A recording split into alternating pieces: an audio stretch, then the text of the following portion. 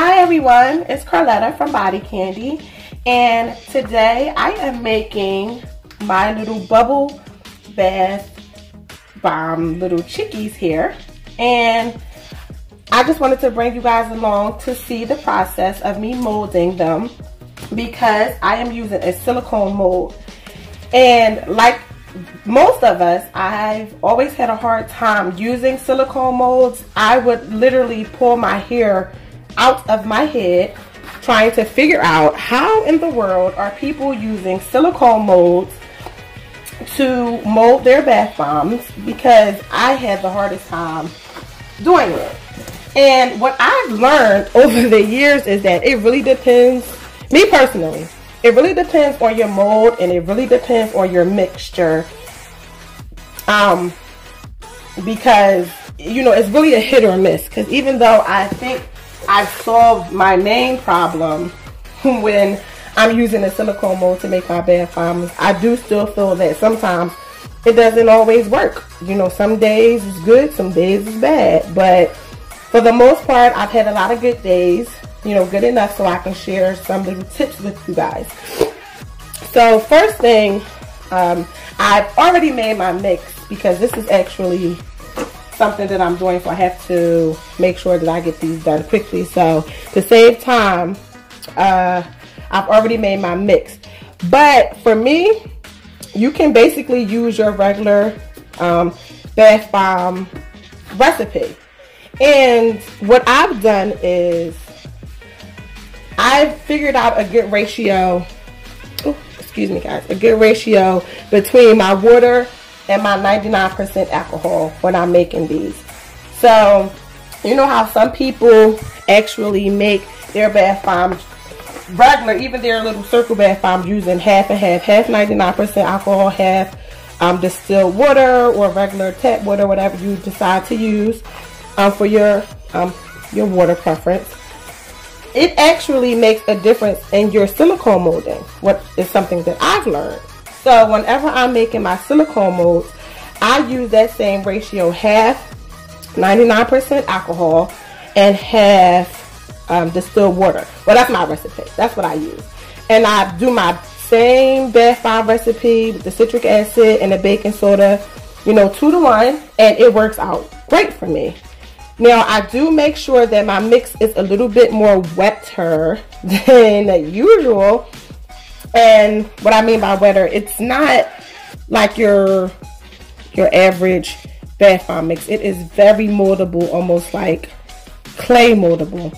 So, but you have to be careful. I actually, I start off adding my alcohol first, and then I just go ahead on and add in my water. So I don't mix the alcohol and the water together in one bottle. I actually use my alcohol first, and I mix it in my KitchenAid, and then as the mixture starts mixing together and coming together, I use my I start adding in my distilled water, like just as is. I don't even have a measurement. I just start adding some in until my mixture starts coming together and it kind of forms this, I don't want to say sticky, but more of a very, very moldable mixture. And also, another thing that helps bind it together really well is your SLSA, your whatever bubble agent that you use. I found that using SLSA in your mix, when you're doing it in that, you know, in that quantity with the alcohol and the water, it kind of almost makes it into like a bubble bar kind of mixture when you're adding the water and the alcohol in, you know, in that order.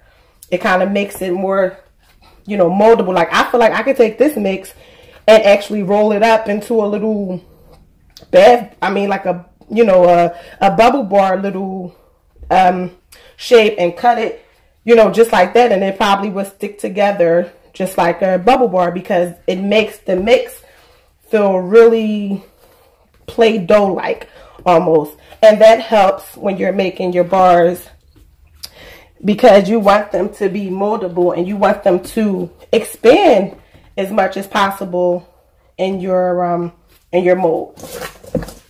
So that's what I'm doing here. But I just thought that I would just share that with you guys.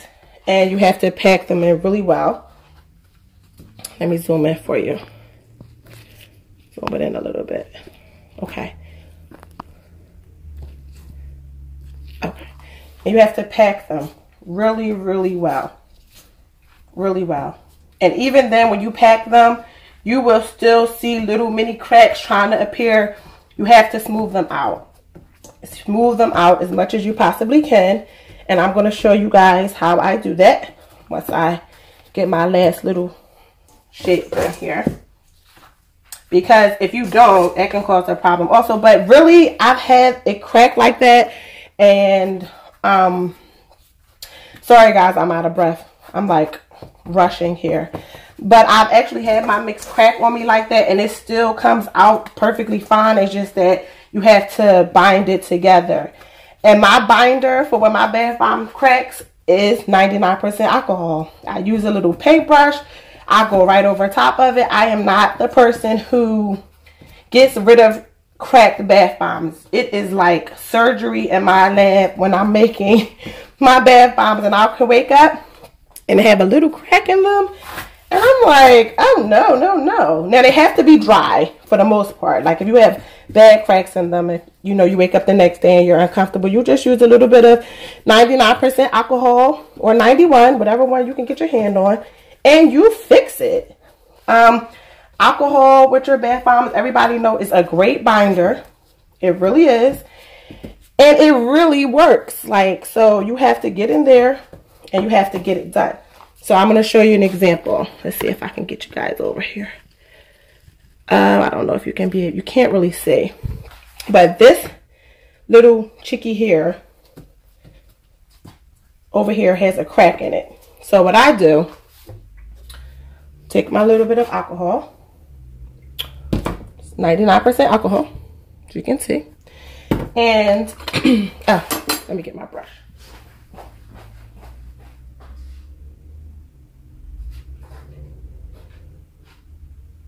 Hold on, guys. I think my son has... Oh, I got it. My son, he's 2. He steals everything. Bless his heart. So I put in a little container. I have a little brush here. Could be a flare brush, whatever you got. And I paint right over top of it. And I press it down. Press it right down. Add a little bit of mix right on top of there. And voila. The crack is fixed. Like it never happened. And unfortunately, I don't know what I was using on this brush, but I see it has some color on there. That's never good. So, but that's what I do. Make it nice and even. Even if you take your hand, put a little bit in your hand, pat them down. Bath bombs they love alcohol. People don't realize how much alcohol bath bombs love. It really... It's a great binder. And when you mix the alcohol and the water together, it's like a real binder. Like it makes your bath bombs really hard, really fast. Even when I'm done my bath bombs, I spritz them with alcohol to end and seal what I've done all the time. That's what I do. Like these are really hard as we speak, so I'm not going to take them out yet though. What I'm going to do is I'm going to place them in the freezer, and I gotta find my spray. I'm going to spray them with some alcohol.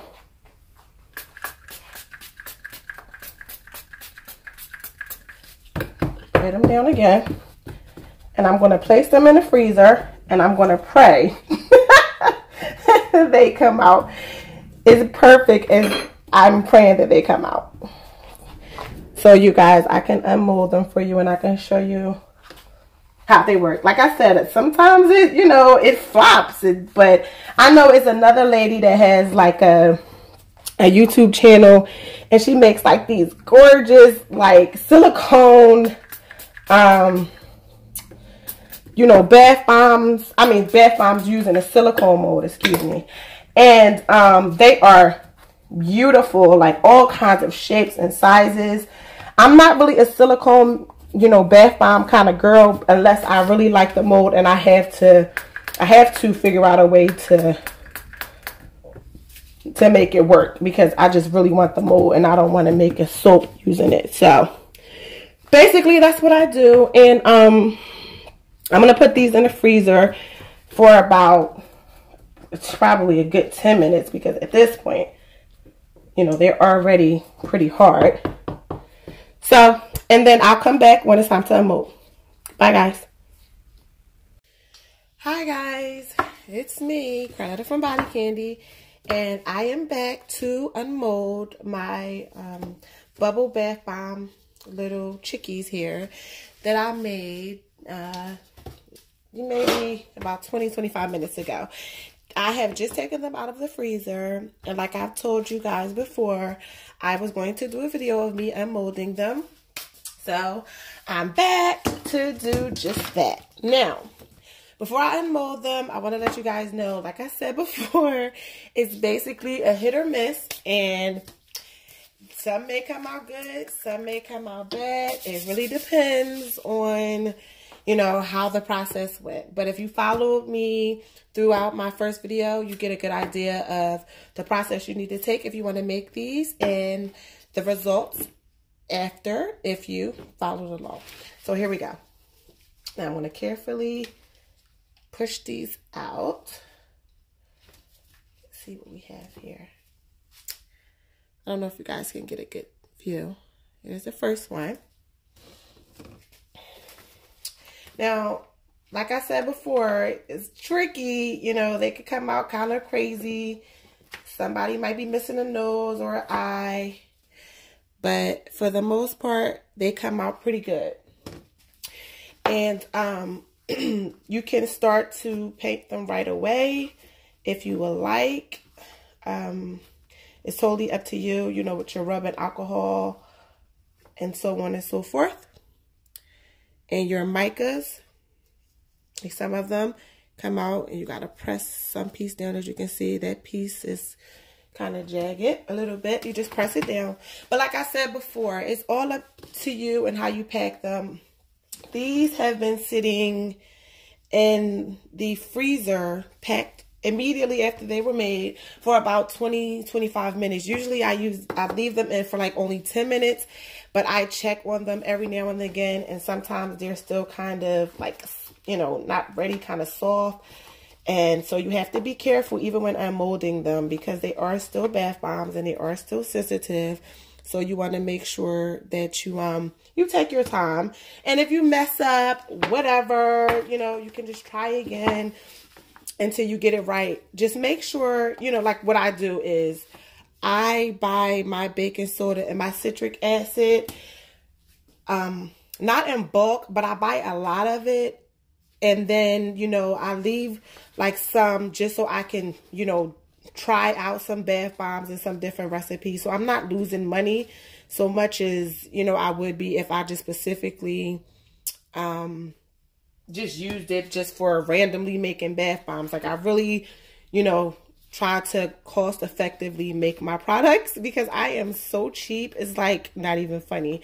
So whatever I can do to save on, you know, making my product, that's what I do. And then I get to play around as much as I want, because I know I have a certain amount of baking soda and citric acid just for me to test some products out. And then I have another set just for my main bath bombs that I know will be perfect. And this one's a little sticky. So basically, guys, that's it. You know, it's pretty good. You get a nice smooth texture, and you know, that's basically it. I just wanted to share with everybody, because I know it's been like nobody really gets in detail of how you use these molds to make your bath bombs. And I used to get so frustrated, like I said before, in my first video, and I would just look, see, the nose came out perfectly on that one. That's so funny. But like I was saying, I would get so frustrated because people are so secretive, and by right, you can be secretive. Nobody's like asking you to give away your life when you're making your products. But sometimes we just need a little bit of help so that we won't waste tons of money on trying to create these recipes and things like that. So, you know, my advice is to take my advice because it's free. And as you can see, it works out perfectly fine. Now, these will have to dry for, well, I'll leave them to dry overnight. And basically that's it. Now, here's the mold, up close, oops, that I use to create this. And this is not, it's not a Wilton's mold. It doesn't even have a name on the mold itself, but I did get it from Michael's. And here are my little babies that I just made. And these are all made with the silicone mold. And I will be painting them and getting ready to put them online very soon. Well, actually, these are going to go inside of another project that I'm doing. Is a full bath bomb that I'm making. So, you know, like I said, you guys, I'm not going to talk too much, you know, I'm not going to talk you guys' heads off. I'm going to go because I have some things to do, but thanks for watching. And you guys, if you have any questions, leave, you know, some comments below, or you can always inbox me and I'll be happy to help. Bye-bye.